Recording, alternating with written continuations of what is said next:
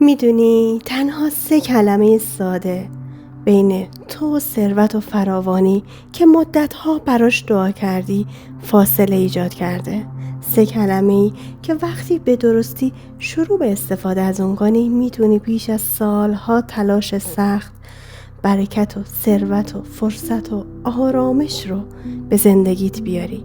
شاید فکر کنی دارم اغراق میکنم، اما این یک حقیقته، یک قانونه. قبل از اینکه این 3 کلمه رو بگم بیا صادق باشیم.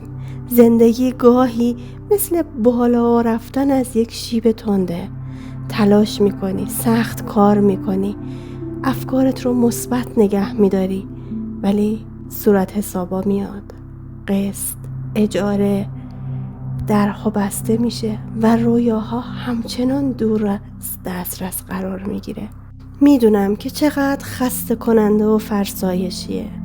دیگران رو میبینی که موفقن و از خودت میپرسی من چه چیزی رو دارم از دست میدم؟ شما بهترین تلاشت رو میکنی، اما به نظر میرسه که فراوانی و برکت اسم تو از لیستش حذف کرده. با خودت میگی نکنه واقعا من بدشانسم و این جهان قصد یاری به من نداره. اما حقیقت اینه، فراوانی از تو فرار نمیکنه. فراوانی فقط به کسی پاسخ میده که زبانش رو خوب بلده. و خبر خوب که این زبان پیچیده نیست. این زبان حول 3 کلمه است که شما را با جریان همه چیزهایی که به دنبالش بودی هماهنگ میکنه. فراوانی چیزی نیست که فقط وقتی پول بیشتری به دست میاری یا فرصت مناسبی برات اتفاق میفته ظاهر بشه. فراوانی یه فرکانسه، حس اعتماده، آرامش و گشودگیه که ثروت، سلامتی و عشق رو مثل آهنربا به سمت تو جذب میکنه. مشکل اینه که اکثر مردم روی کانالی اشتباه تنظیم هستن. اونها کمبود، ترس، نگرانی و شک رو پخش میکنن و بعد انتظار دارن چرا زندگیم تغییر نمیکنه. 3 کلمه‌ای که میخوام باهات به اشتراک بگذارم بهت کمک میکنه که کانالت رو عوض کنی، فرکانست رو تغییر بدی. اما قبلش بهت بگم این 3 کلمه فقط کلمه و صدا نیست، هماهنگیه بین ذهن و قلب و باور و احساست. پس اگر منتظر تغییری تو زندگیت هستی، جایی ایستادی که میدونی اینجا لبه تغییری و باید تغییری در زندگیت ایجاد کنی، تا انتها با من باش. سپاس که با لایک و کامنت قشنگتون از من حمایت میکنین. دوستتون دارم. کلمه اول، سپاسگزارم. میدونم به نظرت خیلی ساده اومد، نه؟ اما سپاسگزاری کلید اصلی همه درهای بسته است. اکثر افراد روزشون رو با چی شروع میکنن؟ میخوام، نیاز دارم، ندارم، نمیتونم، به دست نمیاد. اگر با حرفم موافقی این رو کامنت کن. سپاسگزارم برای هر آنچه که دارم. اما وقتی پیشا پیش میگی سپاسگزارم من آنچه که نیاز دارم رو دارم و آماده دریافت بیشتر هستم، اون وقته که کائنات دست به سینه منتظر فرمان تو میشه. بذار اینجور برات بگم.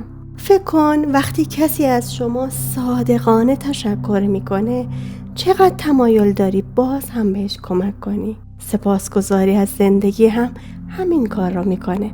هر بار که میگی سپاسگزارم یک آهنرباییه که چیزهای بیشتری رو برای شکرگزاری جذب زندگیت میکنه و شما رو با خواستت همراستا میکنه. اشتباه مردم اینه که تنها وقتی یه اتفاق خوب و خاص و بزرگ تو زندگیشون میفته میگن خدا رو شکر، سپاسگزارم. شما باید برای هر چیزی قدردانی کنی. برای همین نفس کشیدن، برای غذا، برای درس‌ها و چالش‌هایی که در مسیر زندگیته. وقتی حتی چیزهای کوچک رو شکر می‌کنی، نعمت‌های بزرگ خودشون پشت سر هم میان. حالا بریم قسمت جالب ماجرا. تمرینی ساده. هر صبح قبل از اینکه به تلفنت یا فهرست کارهای روزانت فکر کنی 3 چیز رو که بابتش رو گذاری رو بگو. مهم نیست چقدر کوچیک باشه. ممکنه همون خوابی آروم باشه، ضربان قلبت، آرامشت موقع بیدار شدن، حس خوبی که موقع بیدار شدن داری. این عادت کوچک به جهان میگه من آماده دریافت یک روز دیگر هستم. کلمه دوم رو بگم، من هستم. این 2 کلمه قدرت خلاقانه‌ای داره که اکثر افراد از اون بیخبرن. هر بار که میگی من هستم در واقع به جهان داری یک فرمان مستقیم میدی. اما با چی؟ ما بیشتر با چه کلمات این جمله رو میگیم؟ من خستم، من فقیرم، من بدجانسم. اینها شکایت نیستن، اینها نقشه‌ای هستن و جهانم طبق دستور شما عمل میکنه. وقتی قدرت من هستم رو میفهمی دیگه بی دلیل از اون استفاده نمی کنی. به جای من در حال مبارزه ام با زندگیم بگو من در حال یادگیری این زندگیم. به جای من فقیرم بگو من آماده افزایش مالی در زندگیم هستم. ضمیر ناخودآگاه تو بحث نمیکنه، فقط فرمان میبره. کلماتی که بعد از من هستم میاری تصویر ذهنی شما و سپس واقعیتی از زندگیت رو شکل میده. حالا برام بنویس با من هستم چطور فرمانی رو به کائنات صادر میکنی. حتما توی کامنت ها برام بنویس. راستی 2 ویدیوی اخیر واقعا از خوندن کامنتاتون لذت بردم. از این همه آگاهی و حس خوب شوکه شدم. کلمه سوم، بله، این کلمه همه چیز رو به هم متصل میکنه. سپاسگزاری مثل اینه که در فرصت و فراوانی و ثروت رو برات باز کرده. من هستم هویت تو رو میسازه و بله اجازه میده این فراوانی وارد زندگیت بشه. بسیاری از مردم ناخودآگاه فراوانیشون رو مسدود میکنن چون نه میگن، نه کلامیه بلکه انرژیه، نه به فرصت، نه به عشق، نه به ثروت. اما فراوانی جایی دعوت نشده باشه وارد نمیشه. گفتن بله به این معنا نیست که به هر خواسته‌ای بله بگی، بلکه به این معناست که زندگی به رشد، به گشودگی اعتقاد داری. چیزی خوب در حال وقوعه، حتی وقتی نمیبینیش. اگر قدردانی آهنربا باشه، من هستم نقشه است و بله در رو برای اون فراوانی باز میکنه. تمرینی ساده براتون دارم. قبل از هرچی این تمرین هماهنگی ذهن، باور و احساسته. فرمول روزانه برای این فراوانی: صبحها با سپاسگزاری شروع کن. در طول روز مراقب من هستم ها باش. هر بار که میگی تصور کنی یه آجر در پایه زندگی خودت گذاشتی.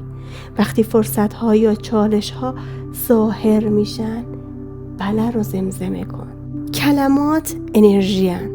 گفتن اونها نه یک شعبده بازیه بلکه تغییر ارتعاش توه، تغییر سبک زندگیته. وقتی انرژی شما تغییر کنه تجربه شما هم در این زندگی تغییر میکنه. این تمرین رو برای 7 روز انجام بده. صبح و شب 3 کلمه رو بگو. اونها رو با اونها زندگی کن. و اگر میخوای نتیجه واقعی ببینی 3 کلمه رو در کامنت ها بنویس. اینجور که میگم من هستم 3 نقطه چی میگی؟ سپاسگزارم.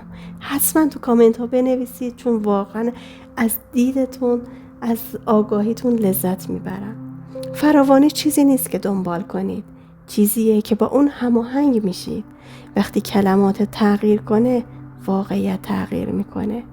اونها را مرتب، جسورانه و با عشق بیان کنید، زیرا جهان گوش میده و آماده پاسخ به اونه. دوستتون دارم. امیدوارم از این ویدیو لذت برده باشید. تا ویدیوی دیگر و آرامش و آگاهی دیگر، بدرود.